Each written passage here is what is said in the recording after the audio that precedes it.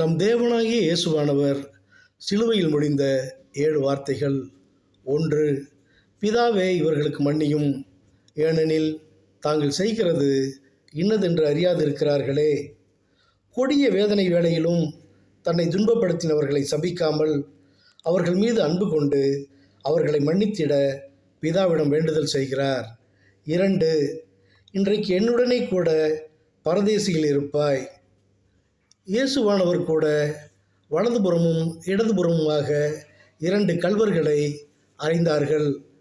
அதில் இடதுபுறம் இருந்தவன் கேலியும் கிண்டலுமாய் பேசினான்.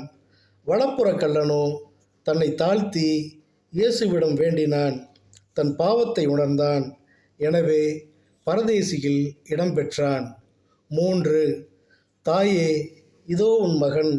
மகனே, அதோ உன் தாய். தன் தாயின் மீது கொண்ட அன்பால் அப்படி கூறினார்.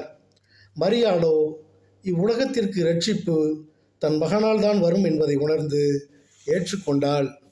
அன்பால் தான் இவ்வுலகம் இதுவரை நிலையாயிருக்கிறது. அன்பில்லையேல் ஒன்றுமில்லை. 4. ஏலி ஏலி லாமா சபக்தானி.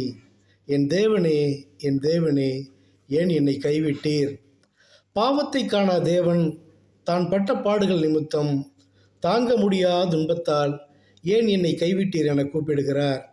அருகில் சீசர்களும் இல்லை. பிதாவும் இயேசுவை கைவிட்டார். ஆனால் இன்னும் சிறிது நேரம் கடந்துவிட்டால் பிதாவோடு இயேசு சேரும் நேரம் வந்துவிடும் என தெரிந்தும் தாங்க முடியா இன்னலால் கதறினார். 5. தாகமாயிருக்கிறேன்.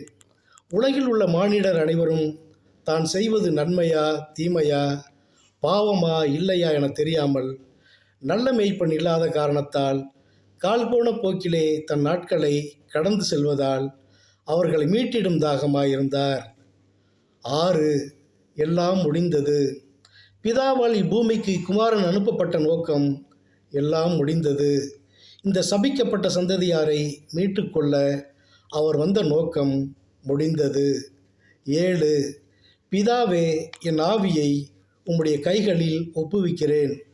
தெரியாமல் செய்த பாவத்தை மன்னிக்கச் சொன்னார். மனம் மாறினவனை ஏற்றுக்கொண்டார். தனது அன்பை தாயிடம் வெளிப்படுத்தினார்.